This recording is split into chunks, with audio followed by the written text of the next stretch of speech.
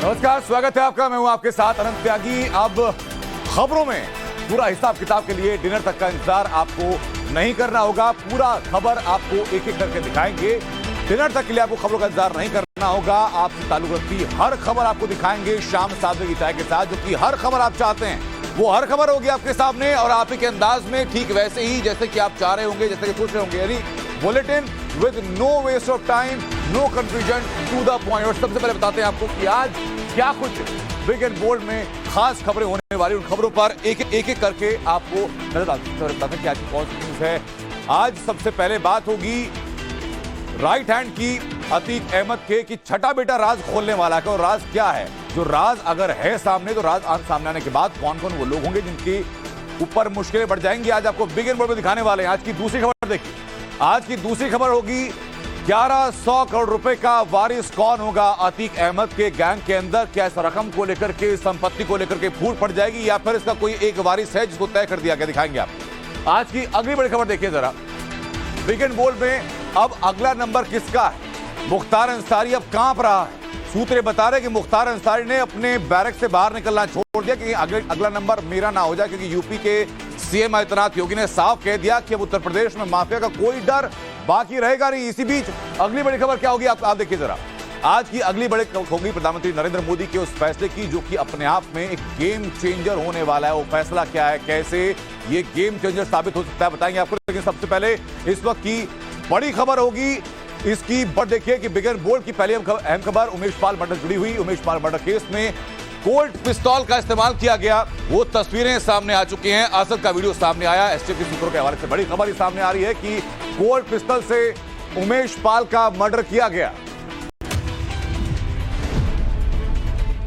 Umesh Pal murder case में असद ने जो पिस्टल इस्तेमाल की उसका ये ताजा वीडियो है। सूत्रों की माने तो जिस शख्स के हाथ में पिस्टल है वही असद अहमद है। बताया जा रहा है कि पिस्टल का ये वीडियो यूपी एसटीएफ को असद के मोबाइल फोन से बरामद हुई है। कहा जा रहा है कि असद ने इसी वीडियो को दिखाकर मोहम्मद मुस्लिम को डराया था और उससे रंगदारी मांगी थी। वीडियो में 2 पिस्टल और 3 मैगजीन दिखाई दे रही है। पिस्टल और मैगजीन के साथ 12 गोलियां भी रखी हुई हैं। वीडियो में असद दोनों पिस्टल को बारी बारी से चेक करता हुआ नजर आ रहा है। हालांकि वीडियो में कहीं भी असद का चेहरा नहीं दिख रहा। वीडियो में अमेरिकन मेड कोल्ट पिस्टल दिखाई दे रही है। इस पिस्टल से एक बार में 8 राउंड फायर किए जा सकते हैं। पिस्टल की रेंज ज्यादा नहीं है, इसलिए उमेश पाल को बेहद करीब से गोलियां मारी गई थी।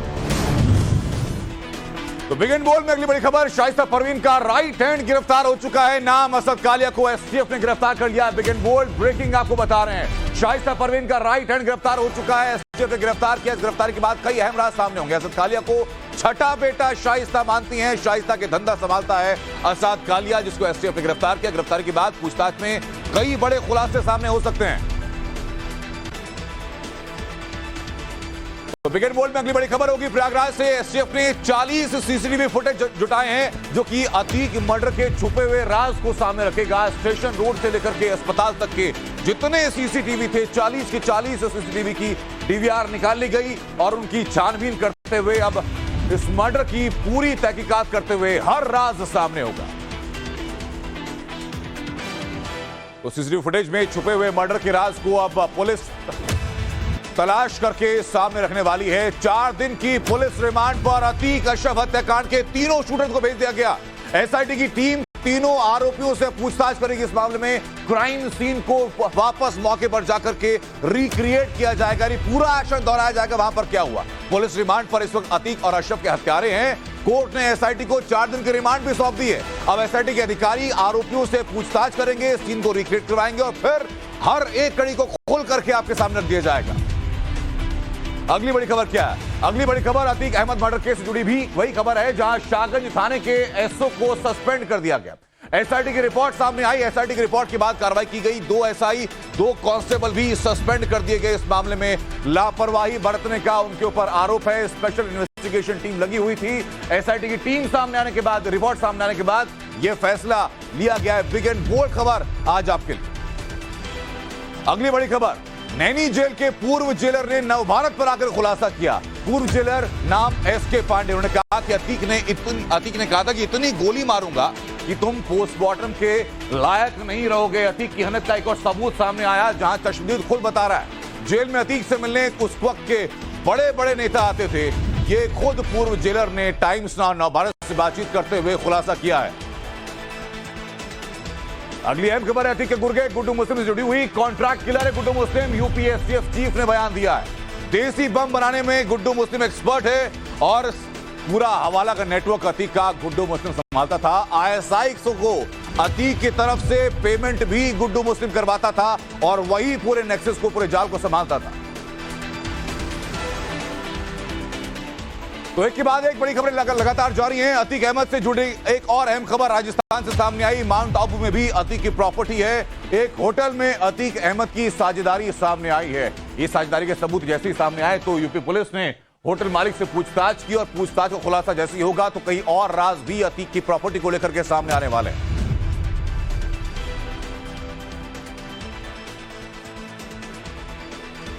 तो ये एक एक करके प्रॉपर्टी सामने आती जा रही है और इसी बीच अतीक एंड कंपनी के एक एक राज आपके सामने हम खोलेंगे कि कैसे देश भर में फैले अतीक एंड कंपनी के काले साम्राज्य का ब्यौरा रहा। मैं जरा देता हूं आपको, आप देखिए जरा एक करके सुनते जाइए, समझते जाइए, पढ़ते जाइए।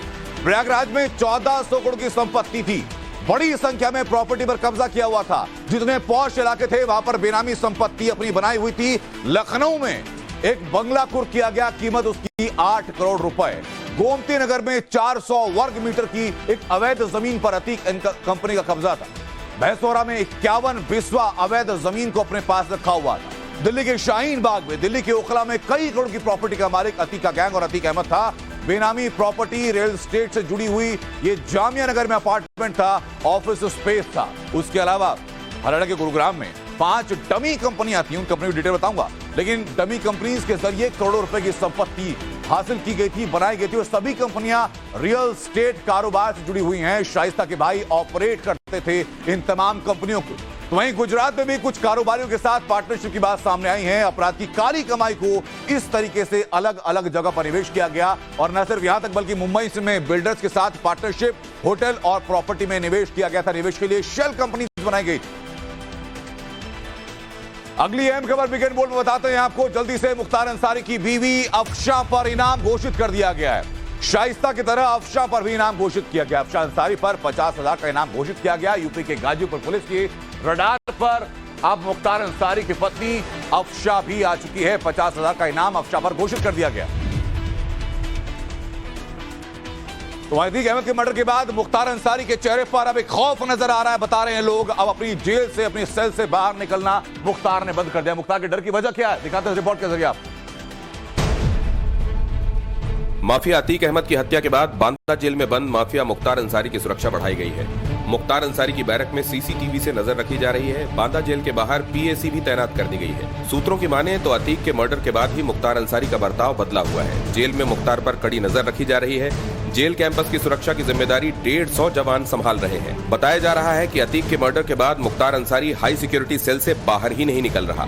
इधर रोपड़ जेल में मुख्तार को वीआईपी ट्रीटमेंट देने वाले अधिकारियों के खिलाफ एक्शन की सिफारिश की गई है। जांच में सामने आया है कि मुख्तार अंसारी ने रिश्वत देकर अधिकारियों से जेल में वीआईपी ट्रीटमेंट किया। मुख्तार अंसारी यूपी लाए जाने से पहले 2019 से 2021 तक पंजाब की रोपड़ जेल में बंद था। वीकेंड बोल में अगली बड़ी खबर दिल्ली से। नशे के खिलाफ मोदी सरकार बेहद सख्त हो चुकी है। 2047 तक का लक्ष्य निर्धारित किया गया। 2047 तक नशा मुक्त भारत करने का प्लान तैयार कर लिया गया। एएनसी सम्मेलन में गृह मंत्री अमित शाह ने ऐलान कर दिया कि 2047 तक देश को पूरी तरीके से नशे से मुक्त कर देना है। नशाखोरी पूरी तरह खत्म कर दी। और आपको दिखाते हैं आज की 5 अहम खबरें वीकेंड बोल्ड क्विक में। यूपी के सीएम और बीजेपी के स्टार प्रचारक योगी आदित्यनाथ कर्नाटक में चुनाव प्रचार करेंगे। बीजेपी ने स्टार कैंपेनर्स की जो लिस्ट जारी की है उसमें पीएम मोदी, जेपी नड्डा, अमित शाह, राजनाथ सिंह के साथ योगी आदित्यनाथ का भी नाम शामिल है। खबरों के मुताबिक कर्नाटक चुनाव में सीएम योगी की जबरदस्त डिमांड है। 17 अप्रैल से जारी आर्मी कमांडर्स कॉन्फ्रेंस को आज रक्षा मंत्री राजनाथ सिंह ने संबोधित किया। दिल्ली के मानेकशॉ ऑडिटोरियम में देश की पहली हाइब्रिड फॉर्मेट वाली कमांडर्स कॉन्फ्रेंस में चीन और पाकिस्तान के मुद्दे पर चर्चा हुई। नेपाल के राष्ट्रपति रामचंद्र पौडेल को इलाज के लिए दिल्ली लाया गया है। यहां उन्हें एम्स में दाखिल कराया गया। पौडेल को नेपाल में ही ऑक्सीजन लेवल गिरने पर भर्ती करवाया गया था। बेहतर डॉक्टर कंसल्टेशन के लिए उन्हें दिल्ली लाया गया है। नासिक में कुएं की खुदाई के दौरान धमाके से 3 मजदूरों की मौत हो गई। दरअसल कुआं खोदने के लिए जो धमाका किया गया उसमें 3 मजदूर गिर गए, जिन्होंने इलाज के दौरान दम तोड़ दिया। एक शख्स के घायल होने की भी खबर है। कर्नाटक के मैसूरू में पटाखा फैक्ट्री में आग लगने से हड़कंप मच गया। जोरदार धमाके से आसपास के इलाके थर्रा गए। फैक्ट्री में विस्फोटक रखे होने की वजह से काफी देर तक आसमान में आग और धुएं का गुबार उठता नजर आया। तो बिगिन बोल्ड पॉलिटिक्स में अहम खबर पश्चिम बंगाल से, जहां सीएम ममता बनर्जी पर कार्रवाई की मांग कर दी गई। कार्रवाई की मांग किसने की है? कार्रवाई की मांग की गई है। पहले टीएमसी में रहे और ममता बनर्जी के राइट हैंड रहे और अब नेता प्रतिपक्ष बंगाल के अंदर शुभेंदु अधिकारी ने कहा कि शारदा चिटफंड केस में ममता पर कार्रवाई होनी चाहिए। जब अरविंद केजरीवाल से पूछताछ हो सकती है तो फिर ममता बनर्जी से पूछताछ क्यों नहीं? और अगली अहम खबर है आईएनएक्स मनी लॉन्ड्रिंग केस से जुड़ी हुई, जहां कार्ति चिदंबरम के खिलाफ ईडी ने कड़ा एक्शन जारी कर दिया। कार्ति चिदंबरम की 4 संपत्तियों को ईडी ने जब्त कर लिया है। इन संपत्तियों की कुल कीमत 11 करोड़ रुपए से ज्यादा है, जिनको कि आईएनएक्स केस में कार्ति चिदंबरम की संपत्ति को जो जब्त किया गया ईडी की तरफ से। और अगली अहम खबर है बिगेट बोल्ड में असम से, जहां कांग्रेस नेता अंकिता दत्ता ने गंभीर आरोप लगाए हैं। श्रीनिवास बीवी पर यह उत्पीड़न के आरोप लगाए गए हैं। यूथ कांग्रेस के अध्यक्ष श्रीनिवास बीवी, यूथ कांग्रेस असम की अध्यक्ष हैं अंकिता। प्रियंका वाड्रा, राहुल गांधी पर भी उन्होंने सवाल उठाए हैं। उन्होंने कहा कि शिकायत के बावजूद कार्रवाई नहीं हो रही है पार्टी के अंदर।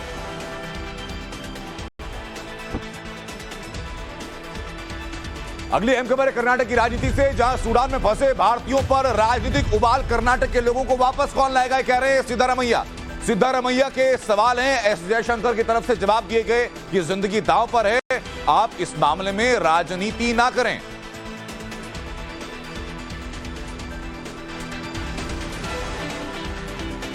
वहीं पश्चिम बंगाल में सरेआम सरकारी कागजों को आग के हवाले कर दिया गया। अब सीबीआई इस मामले की जांच में जुटी है कि किस घोटाले से कागजात जुड़े हुए थे, कागजात की हकीकत क्या है, आग किसने लगाई, दिखाते हैं, रिपोर्ट कर सके आप। पश्चिम बंगाल के 24 परगना जिले में सरकारी डॉक्यूमेंट्स को आग लगा दी गई। सरकारी दस्तावेजों को आग लगाने की खबर मिलते ही सीबीआई मौके पर पहुंची और सबूत जुटाए। मौके से कई अधजले दस्तावेज बरामद किए गए।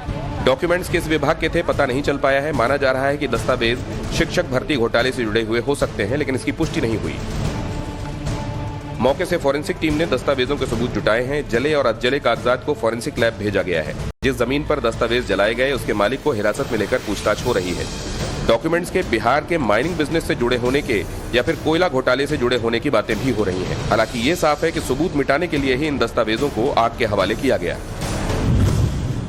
इसी बीच एक और बड़ी खबर सामने है, जहां कर्नाटक में सीएम बसवराज बोम्मई ने अपना नॉमिनेशन दाखिल कर दिया है। सीएम बोम्मई ने शिवांग सीट से अपना नॉमिनेशन दाखिल किया है। इस दौरान बीजेपी अध्यक्ष जेपी नड्डा और साउथ के सुपरस्टार सुदीप किच्चा वहां पर मौजूद रहे। सुदीप किच्चा पहले भी सीएम बोम्मई का समर्थन कर चुके हैं, आप तस्वीर में देख सकते हैं। बोम्मई हैं, जेपी नड्डा हैं, सुदीप किच्चा यहां खड़े हुए हैं और अपना नामांकन नॉमिनेशन अपना वो दाखिल कर रहे हैं। इससे पहले शक्ति प्रदर्शन किया गया था। बीजेपी अध्यक्ष जेपी नड्डा ने रोड शो किया और पार्टी और कार्यकर्ताओं की ताकत दिखाई। जेपी नड्डा ने इस दौरान कांग्रेस पर जबरदस्त हमला किया। नड्डा ने कांग्रेस का कर्नाटक को एक अलग मतलब समझा। नड्डा ने कहा कि कांग्रेस का मतलब करप्शन, कांग्रेस का मतलब कमीशन, कांग्रेस का मतलब क्रिमिनलाइजेशन है। और अब एक अहम खबर राजनीति की महाराष्ट्र से जुड़ी हुई, जहां कल सीएम शिंदे और एमएनएस प्रमुख राज ठाकरे के बीच एक अहम मीटिंग होने जा रही है। चुनाव से ठीक पहले ये मीटिंग बहुत जरूरी है। सुबह 11 बजे सीएम आवास यानी कि वर्षा बंगले पर इन दोनों की बैठक होने जा रही है। इससे पहले 26 मार्च को भी दोनों नेताओं के बीच मुलाकात हुई थी। बीएमसी चुनाव में दोनों पार्टियों के बीच क्या कोई गठबंधन हो सकता है क्या? महाराष्ट्र में इसी साल बीएमसी चुनाव होने, मीटिंग के बाद शायद ये राजपाश होगा। वहीं नेशनल क्वांटम मिशन को केंद्रीय कैबिनेट की मंजूरी मिल गई है। मिशन के लिए 6003 करोड़ रुपए के बजट को मंजूरी दी गई। मिशन की समय सीमा 2023 से 2024 से 2030-31 तक कर दी गई। दुनिया में अब तक सिर्फ 5 देशों के पास ये तकनीक है।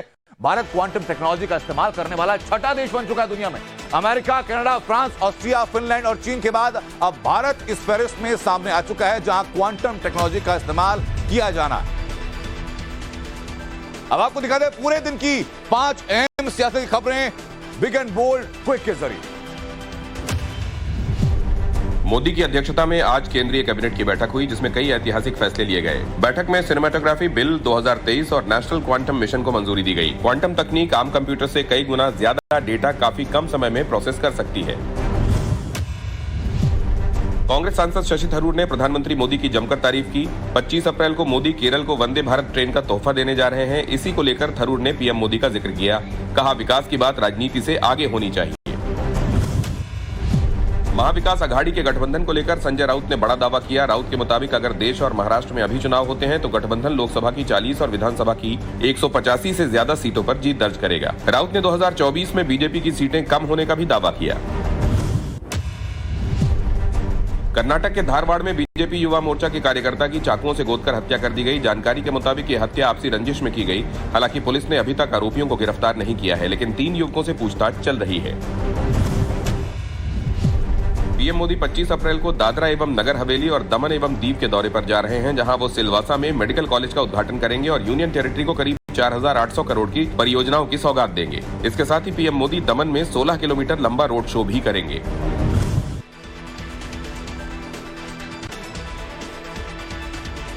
भाई अब रुक करते हैं बिग एंड बोल्ड के इंटरनेशनल सेगमेंट का। इसी के साथ बताऊं आपको कि इटली में ड्रग्स के नेक्सस पर हुए एक्शन के साथ ही इटली में पुलिस ने ड्रग्स की बड़ी खेप बरामद की। समुद्र में तैरती मिली हैं 2 टन कोकीन।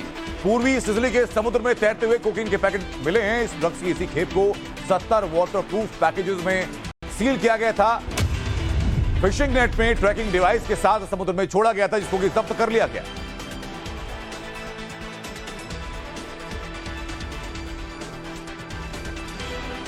अगली अहम खबर है, बताऊं आपको 4 देशों का रूस पर बड़ी साजिश करने के आरोप लगाए गए। संचार केबल को नष्ट करने की साजिश रची गई है। बिग एंड बोल्ड में ये बड़ी खबर बता रहा हूं आपको। उत्तरी सागर में केबल पर अटैक की कोशिश की गई है। विंड फार्म पर भी नष्ट करने की प्लानिंग की गई। डेनमार्क से लेकर नॉर्वे, स्वीडन और फिनलैंड ने मिलकर के फ्रांस के ऊपर ये बड़ा आरोप लगाया है। तो अगली बड़ी खबर है, वॉर जोन से जंग के मैदान में पहुंचे यूक्रेन के राष्ट्रपति ज़ेलेंस्की फ्रंट लाइन का दौरा करके सैनिकों का उत्साहवर्धन किया है। दोनेत्स्क प्रांत के अवदिवका में सैनिकों के बीच ज़ेलेंस्की नजर आए, सैनिकों के साथ सेल्फी खिंचवाई, गिफ्ट दिया। ज़ेलेंस्की ने कहा कि युद्ध में जीत के अलावा कुछ और मंजूर नहीं है। दोनेत्स्क में रूस और यूक्रेन के बीच पिछले 14 दिनों से जारी है जंग। युद्ध से बर्बाद हो चुके शहरों और लोगों के हालात का भी ज़ेलेंस्की ने जायजा लिया।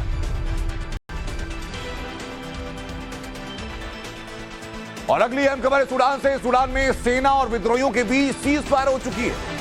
24 घंटे के लिए दोनों पक्षों ने सीज फायर पर सहमति जता दी। सूडान में 4 दिन तक ये भारी संघर्ष चला था। 270 लोगों की मौत हो चुकी है, जबकि 2600 लोग इन 4 दिनों में घायल हुए हैं। अब दिखाते हैं आपको रिपोर्ट है। उत्तर सीरिया में अमेरिका ने बड़ा हमला किया। इस हमले में इस्लामिक स्टेट के टॉप कमांडर के मारने का दावा किया जाता है। दिखाए हैं इस रिपोर्ट के जरिए। सीरिया में आईएसआई के स्ट्रॉन्ग होल्ड वाले इलाके में अमेरिका ने घातक हमला किया। अमेरिका ने एक सटीक हमले में इस्लामिक स्टेट के बड़े कमांडर को मारने का दावा किया है। हालांकि ये नहीं बताया गया है कि हमले में किस कमांडर को मारा गया। सूत्रों की माने तो उत्तरी सीरिया में हेलीकॉप्टर से किए गए इस हमले में अब्द अल अहादी महमूद अल हाजी अली को निशाना बनाया गया और उसी की मौत हुई है। अमेरिकी सेंट्रल कमांड का दावा है कि इस्लामिक स्टेट अमेरिका और यूरोप में बड़े अधिकारियों को किडनैप करने की प्लानिंग कर रहा था। इंटेल मिलने के बाद करीब 2 हफ्ते का टारगेट सेट कर रेकी की गई और सही वक्त देखकर हमला किया गया। इस हमले में आईएस कमांडर समेत 3 आतंकवादियों को भी मारने का दावा किया गया है। अमेरिका ने कहा है कि इस हवाई हमले में किसी भी आम आदमी को कोई नुकसान नहीं हुआ। वहीं चीन में आग के तांडव से 21 लोगों की मौत हो चुकी है। आपको तस्वीरें भी हम दिखाते हैं। इन तस्वीरों को जरा आप देखिए। ये तस्वीरें आपको दिखाते हैं, जहां तस्वीरें चीन की राजधानी बीजिंग की हैं, जहां की चपेट में आने से 21 लोगों की मौत हो चुकी है। आग लगी तो आगजनी में अफरा तफरी मची। अस्पताल के अंदर आग लगी, अफरा तफरी का माहौल बन गया। लोग अपनी जान बचाने के लिए अस्पताल की खिड़कियों से कूदने लगे। ये तस्वीर जरा देखिए आप, लोगों के कूदने की खिड़कियों से ये तस्वीर आपको दिखा रहे हैं। जहां पर अस्पताल में आग लगी तो लोग बेचैन उठे। मरीज और कर्मचारी खिड़की से निकल करके एसी यूनिट पर बैठ गए। आनंद फानंद में फायर ब्रिगेड की टीम ने ग्राउंड पर पहुंचकर आग को कंट्रोल करने का काम शुरू किया। रेस्क्यू ऑपरेशन भी शुरू किया गया और इस दौरान करीब 71 लोगों को आग के बीच से सुरक्षित निकाला गया। कुछ लोगों ने खिड़कियों से कूद करके अपनी जान खुद ही बचा ली।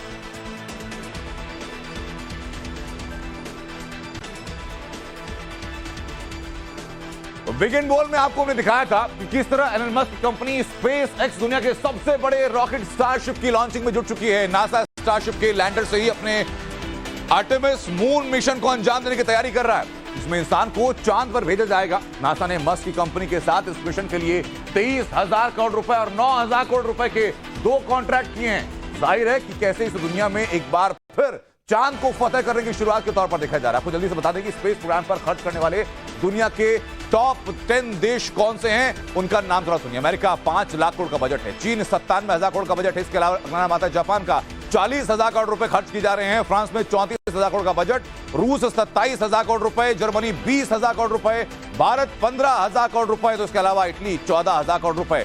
आगे बढ़ते हैं, ब्रिटेन में 9,000 करोड़ रुपए का बजट, साउथ कोरिया 5,000 करोड़ रुपए। तो ये जो सोर्सेज के हिसाब से बताया आपको, ये स्टेटिस्टा के सोर्सेज के हिसाब से आपको ये पूरा आंकड़न बताया गया। अब आपको दिखाते हैं दुनिया की 5 अहम खबरें 1 मिनट में, बिग एंड बोल्ड क्विक के जरिए। अमेरिकी न्यूज चैनल को गलत खबर दिखाने के लिए 58,000 करोड़ रुपए की कीमत चुकानी पड़ी। दरअसल 2020 में फॉक्स न्यूज ने वोटिंग मशीन में धांधली के दावे किए थे, जिसके बाद मशीन बनाने वाली कंपनी ने मानहानि का केस कर दिया था। अब इस केस को वापस लेने के लिए फॉक्स ने $787 मिलियन दिए हैं। रूस में गिरफ्तार हुए वॉल स्ट्रीट जर्नल के पत्रकार की जमानत याचिका को रूसी कोर्ट ने खारिज कर दी है। अदालत के मुताबिक सही जांच होने के लिए आरोपी पत्रकार का हिरासत में रहना जरूरी है। रूसी कोर्ट के इस फैसले से रूस और अमेरिका के बीच तनाव बढ़ सकता है। पाकिस्तान के खैबर पख्तूनख्वा में तेज आंधी के बाद हुई लैंडस्लाइड में 24 से ज्यादा ट्रक हादसे का शिकार हो गए। 2 अफगानी नागरिकों की मौत हो गई। बता दें कि जिस जगह ये हुआ वो अफगानिस्तान और पाकिस्तान को जोड़ने वाली सबसे अहम सड़कों में से एक है। भारत दुनिया का सबसे ज्यादा आबादी वाला देश बन चुका है। संयुक्त राष्ट्र की रिपोर्ट के मुताबिक भारत की जनसंख्या 142 करोड़ 86 लाख के पार जा चुकी है। एक साल में भारत की पॉपुलेशन में 1.56% का इजाफा हुआ है। इससे पहले चीन सबसे ज्यादा आबादी वाला देश था। ब्रिटेन में एक हिंदुस्तानी महिला की फोटो जमकर वायरल हो रही है। दरअसल 41 साल की मधुस्मिता जेना ने ओडिशा की संबलपुरी साड़ी पहनकर मैनचेस्टर में 42.5 किलोमीटर की मैराथन दौड़ी, जिसके बाद से सोशल मीडिया यूजर्स उनकी साड़ी से प्यार की जमकर तारीफ कर रहे हैं। तो अब ट्रेंडिंग न्यूज में बात सबसे पहले देश में बढ़ते हुए गर्मी के सितम की। देश के 10 राज्यों में तापमान जो है 40 के पार जा चुका है। मौसम विभाग की तरफ से कहना यह है कि अब ये तापमान बढ़ सकता है। उत्तर प्रदेश, बिहार और बंगाल के लिए अगले 3 दिन बहुत भारी साबित हो सकते हैं। 40 से 44 के बीच ये तापमान रहेगा। दिल्ली एनसीआर समेत करीब 10 राज्यों में लोगों को लू से भी 2-4 होना पड़ेगा। यानी गर्मी की जो मुश्किलें हैं अभी लोगों के बीच और बढ़ सकती हैं।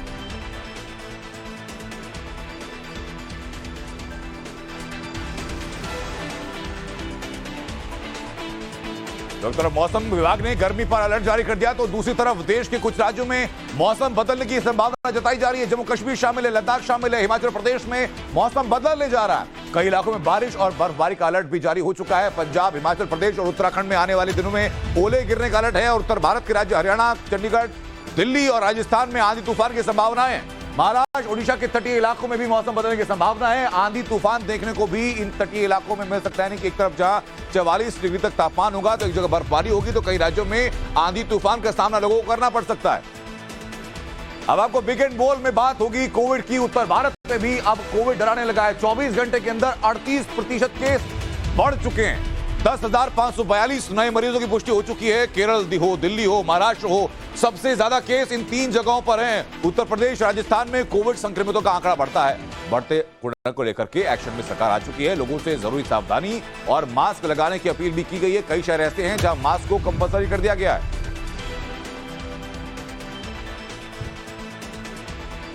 और अब बात उस खबर की जिससे लोग टेंशन में हैं और ये खबर दुनिया में ट्रेंड कर रही है।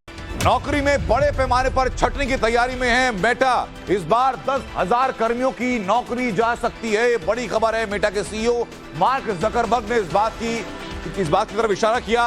सोशल मीडिया प्लेटफॉर्म फेसबुक की पेरेंट कंपनी मेटा है। 4 महीने पहले ही 11,000 लोगों की छंटनी हो चुकी है और 10,000 लोग फिर से निशाने पर आ चुके हैं। संकेत खुद मार्क जकरबर्ग ने दे दिया है।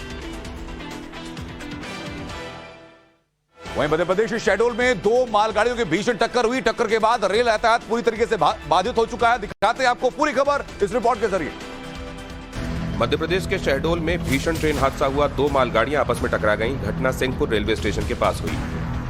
टक्कर इतनी जबरदस्त थी कि एक मालगाड़ी के इंजन में भीषण आग भी लग गई। इस हादसे में एक लोको पायलट की मौके पर ही मौत हो गई, जबकि 5 लोग जख्मी हैं। घायलों को नजदीकी अस्पताल में शिफ्ट किया गया। हादसे की जानकारी मिलते ही रेलवे के ऑफिसर्स मौके पर पहुंचे और फायर ब्रिगेड की गाड़ियां भी आग बुझाने के लिए मौके पर पहुंच गईं। हादसे के बाद रेल रूट बाधित हो गया, जिससे कई यात्री ट्रेनें भी लेट हुईं। रेलवे ने कई ट्रेन के रूट बदले, जबकि कुछ ट्रेन को बिलासपुर और कटनी में रोक दिया गया। बिलासपुर इंदौर नर्मदा एक्सप्रेस रद्द कर दी गई। 8 पैसेंजर और मेमू ट्रेन रद्द की गई। अजमेर दुर्ग एक्सप्रेस का रूट बदला गया। बरौनी गोंदिया एक्सप्रेस का भी रूट बदला गया है। यात्रियों को परेशानी न हो इसलिए पैसेंजर्स को रेलवे बसों से उनके डेस्टिनेशन तक भेजा जा रहा है। और बिगेट बोर्ड में खबर पाकिस्तान की एक फेमस यूट्यूबर की, नाम है शावीर जाफरी, जिनको लेकर के इन दिनों सोशल मीडिया पर हंगामा मचा हुआ है। हाल ही में इस यूट्यूबर ने एक टिकटॉक वीडियो बनाने के लिए ऐसा प्रैंक किया कि वो ट्रोलर्स के निशाने पर आ गया। जरा प्रैंक की तस्वीर आप देखते रहिए, क्या वो बताते हैं आपको। यूजर शावीर पर भड़के हुए हैं, जमकर शावीर को खरी खोटी सुना रहे हैं। लोगों का कहना यह है कि यूट्यूबर ने घरेलू हिंसा का मजाक उड़ाया है। वीडियो देखिए, इस वीडियो क्लिप में आप शावीर तकिए से अपनी पत्नी का गला घोटने की कोशिश करता है, लेकिन पत्नी का सिर दूसरी तरफ था और इस प्रैंक से कोई शावीर की बेगम को कोई परेशानी नहीं होती। लेकिन फिर भी जिस तरह से यूट्यूबर ने घरेलू हिंसा का मजाक बनाया वो लोगों को पसंद नहीं आ रहा। कहना यह है कि पाकिस्तान में घरेलू हिंसा समस्या है, इस तरीके से वीडियो बनाना गलत है। मीडिया के अलग अलग प्लेटफॉर्म पर तेजी से ये वीडियो वायरल हो रहा है। हालांकि यूट्यूबर्स को कितना फायदा हुआ, घर में कोई दिक्कत हुई या नहीं हुई, इस बारे में कोई अंदाजा नहीं, लेकिन जो यूजर्स थे जिन्होंने शावीर की इस वीडियो को देखा वो जरूर इस वीडियो को देख करके गुस्से में आ चुके हैं और लगातार बयानबाजी की जा रही है। कमेंट में उनको भला बुरा कहा जा रहा है।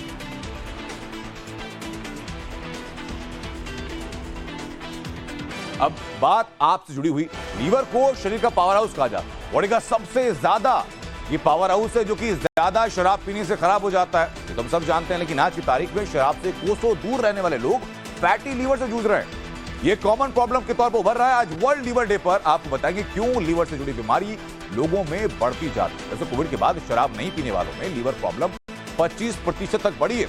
लीवर की समस्या ज्यादातर कॉर्पोरेट या आईटी सेक्टर में काम करने वाले युवा लगातार एक जगह बैठकर काम करते हैं, जिसकी वजह से समस्या बढ़ रही है। अब वो टिप्स जिससे कि आप बड़े आसानी से अपने लीवर को सेहतमंद रख सकते हैं। एलोवेरा जूस पीजिए, आंवला जूस पीजिए, वेजिटेबल जूस जरूर पीजिए, इनको अपने दिनचर्या में शामिल कर लीजिए।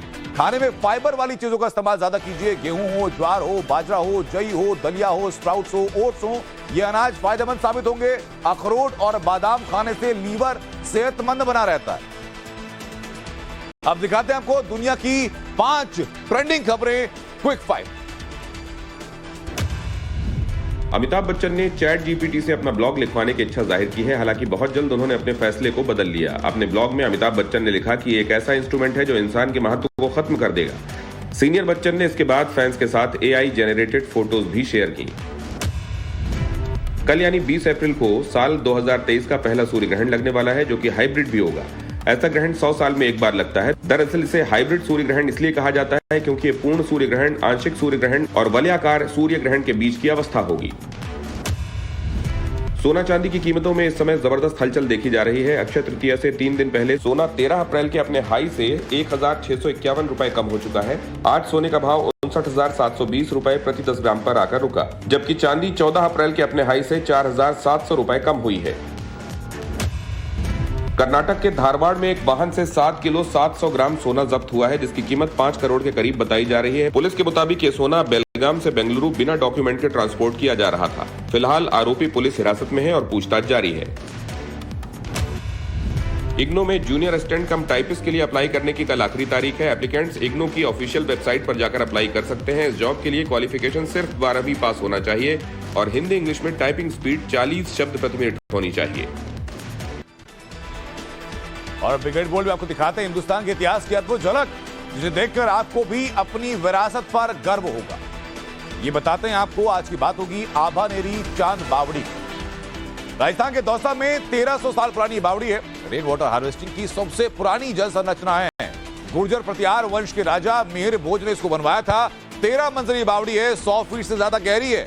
भूल भुलैया की तरह बावड़ी में 3500 सीढ़ियां हैं और चारों ओर से बावड़ी लगभग 35 मीटर चौड़ी है। बावड़ी में 17 किलोमीटर लंबी गुफा है और दुनिया की सबसे बड़ी, सबसे गहरी बावड़ी भी इसको कहा जाता है। इतिहास का अंश आपको पता होना चाहिए और आपको गर्व भी होना चाहिए। और फिलहाल बिगेट बोल में रुकेंगे छोटे से ब्रेक के लिए। ब्रेक के बाद दिखाएंगे आपको कि 1100 करोड़ की संपत्ति का, अति की संपत्ति का वारिस कौन है। खबर डिकोड होगी ब्रेक के बाद।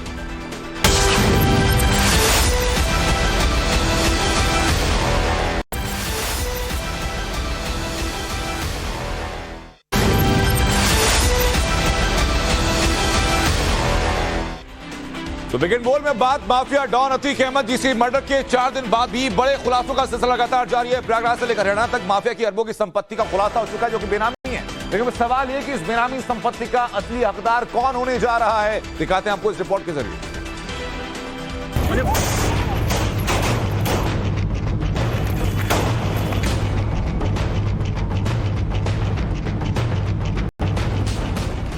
अतीक अहमद का पूरा कुनबा या तो फरार है या जेल में या फिर मिट्टी में मिल चुका है। ऐसे में सवाल ये कि माफियाओं के अरबों के काले साम्राज्य पर राज कौन करेगा? अतीक की बेनामी संपत्ति का वारिस कौन होगा?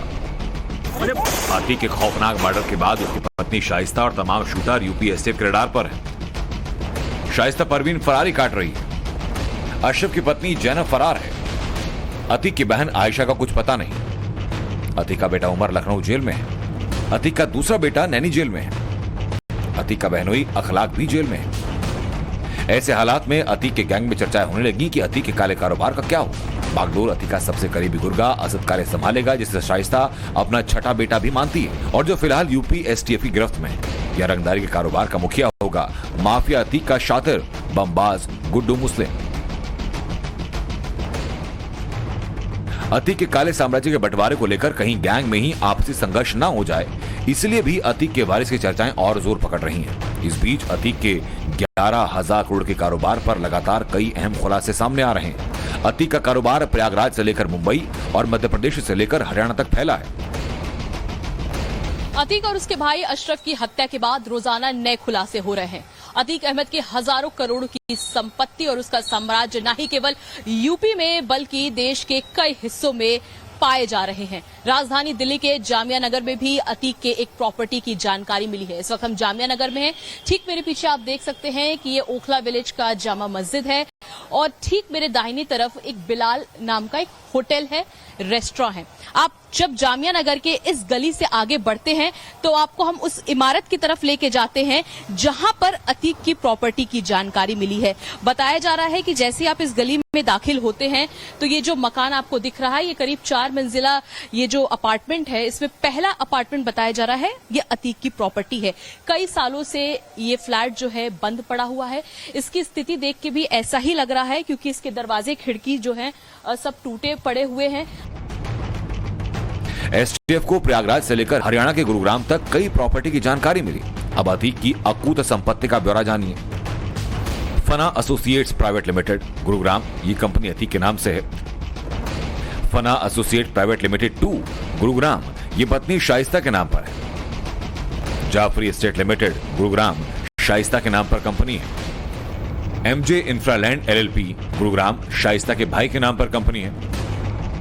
MJ infra green private limited Gurugram, ये कंपनी भी शाइस्ता के भाई के नाम पर है। इसके अलावा गुरुग्राम में ही एमजे इंफ्रा हाउसिंग और MJ infra estate housing private limited, ये दोनों कंपनियां भी शाइस्ता के भाई के नाम पर हैं, जिसमें अतीक का पैसा लगा है। गुरुग्राम के अलावा अगर प्रयागराज की बात करें तो Alina city phase 1 housing project Bimarpur Prayagraj, इसका मालिक अतीक और शाइस्ता।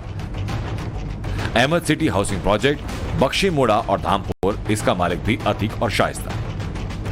अतीक शाइस्ता के नाम से कंपनियों की इस लिस्ट में अभी कई और नाम हैं। दरअसल अतीक के जेल जाने के बाद काले कारोबार की कमान उसकी पत्नी शाइस्ता परवीन संभाल रही थी। सूत्रों के मुताबिक एसटीएफ जल्दी ही इन कंपनियों के दफ्तर सील कर सकती है।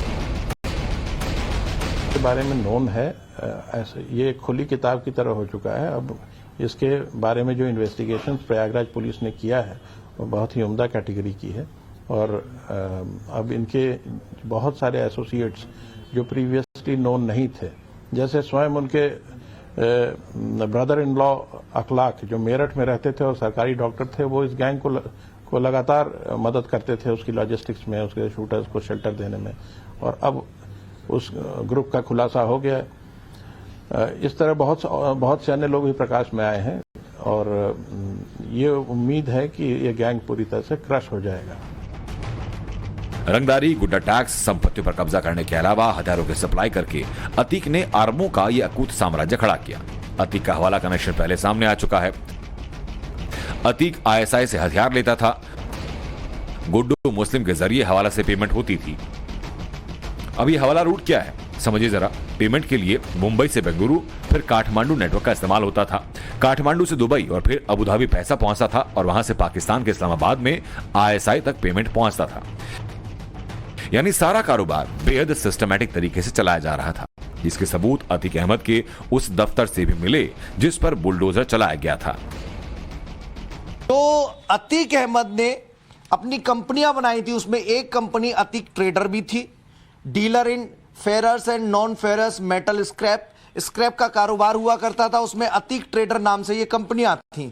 जो पर्ची जिनका जिक्र किया जा रहा है, लाल सफेद पर्ची के अलावा देखिए एक और ये पर्ची मिली है, जैसे हल्की आसमानी कलर की ये पर्ची है। फूलपुर से जब चुनाव लड़ा होगा तब इन पर्चियों का इस्तेमाल किया करता था अतीक अहमद। देखिए ये जो टीवी है वो उसका चुनाव चिन्ह हुआ करता था। मतलब 3 तरह की पर्ची थी।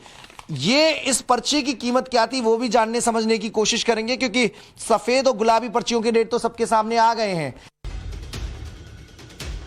खबरों की माने तो अतीक के मरने के बाद गैंग के लोग यही चाहते हैं कि उसकी गद्दी परिवार के लोग संभालें।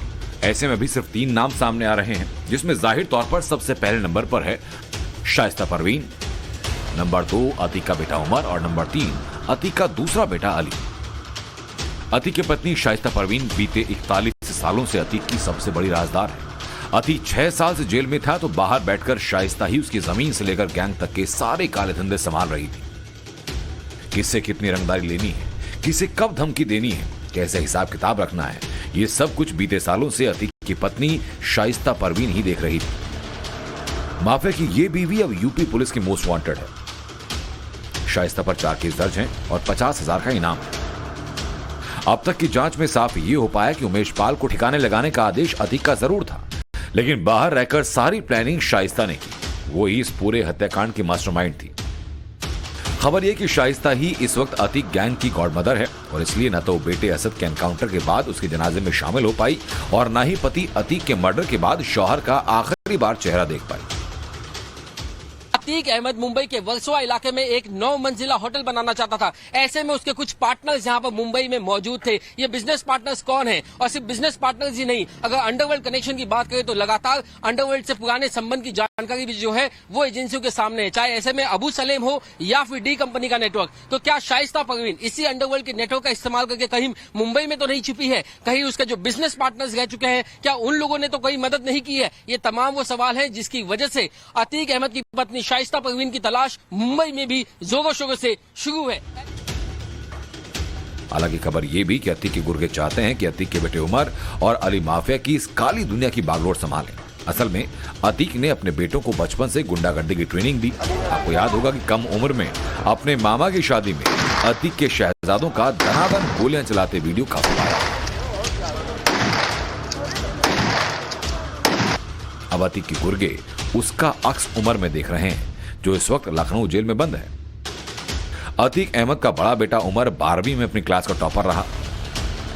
वो उमर दिल्ली में रहकर पढ़ाई के साथ साथ लॉ की तैयारी कर रहा था, लेकिन देवरिया जेल कांड में उमर का नाम आने के बाद उसकी मुश्किलें शुरू हो गई। राजनीति हूं मैं, अपराध हूं, सड़कों पर बहता खून हूं, देह पर गिरता तेजाब हूं, मैं साहब हूं। कुछ ऐसी पहचान बनाई थी अतीक अहमद ने, और अपनी इस पहचान से भी बड़ा नाम, बड़ा रसूख अतीक अहमद अपने सबसे बड़े बेटे उमर अहमद के लिए सोचे बैठा था। असलाहों के बीच उमर की परवरिश हुई। अतीक अहमद अपने सबसे बड़े बेटे उमर को अपना सियासी वारिस बनाना चाहता था, और सियासी वारिस बनाने के लिए, सियासी मंजिल हासिल करने के लिए अतीक अहमद ने उसे अपराध की गलियों से होकर गुजारने की रणनीति बनाई थी। सो देवरिया कांड से बड़े जोर शोर से उमर की लॉन्चिंग हुई। 29 दिसंबर 2018 को रियल एस्टेट कारोबारी मोहित जायसवाल ने एक एफआईआर दर्ज कराई, जिसके बाद देवरिया जेल में बंद अतीक ने अपने गुर्गों के जरिए गोमती नगर से उसका अपहरण कराया। मोहित को देवरिया जेल ले जाकर जबरन उससे दस्तखत कराकर 45 करोड़ रुपए की संपत्ति हथिया ली गई। मामला सीबीआई के पास गया और अतीक का बेटा उमर 2 लाख का इनामी बन गया। योगी राज में उमर को सरेंडर करना पड़ा। बताया जाता है कि उमर अतीक की तरह सबको साथ लेकर चलने वाला है। ऐसे में अतीक के लोगों की उम्मीद ये कि उमर ही सबको साथ लेकर चल पाएगा और गैंग में फूट नहीं पड़ेगी। अब बात अतीक के दूसरे बेटे अली की, जो अपने पिता की तरह जुर्म की दुनिया का बाहुबली बनने की हसरत पाले है। अतीक का दूसरा बेटा अली नैनी जेल में बंद है। रिश्तेदार से 5 करोड़ की रंगदारी मांगने का आरोप है। योगी राज में ही अली को भी सरेंडर करना पड़ा था। जैसे अतीक के अंदर गुंडागर्दी कूट कूट कर भरी है, ठीक उसी रास्ते पर उसके बेटे भी थे। मां शाइस्ता परवीन ने जब ओवैसी की पार्टी ज्वाइन की तो अली ने पूरे तेवर के साथ कहा कि मछली के बच्चे को तैरना नहीं सिखाया जाता। एक बात कहा जाता है कि मछली के बच्चे को कभी तैरना नहीं सिखाया जाता। वही खून मेरी भी रगों में है, वही हौसला, वही ताकत, वही जज्बात मेरी भी रगों में है, लड़ने की कुव्वत मेरी भी रगों में है। उसी बाप की औलाद हूं मैं भी। आतंक का अंत हमेशा बुरा होता है। अतीक ने अपने बेटों को गुनाह की जो तालीम दी, उसी नक्शे कदम पर उसका पूरा कुनबा चला, जिसका नतीजा भी सामने है। सवाल ये कि अतीक के 1100 करोड़ के काले साम्राज्य का क्या होगा। ब्यूरो रिपोर्ट, टाइम्स नाउ, नव भारत।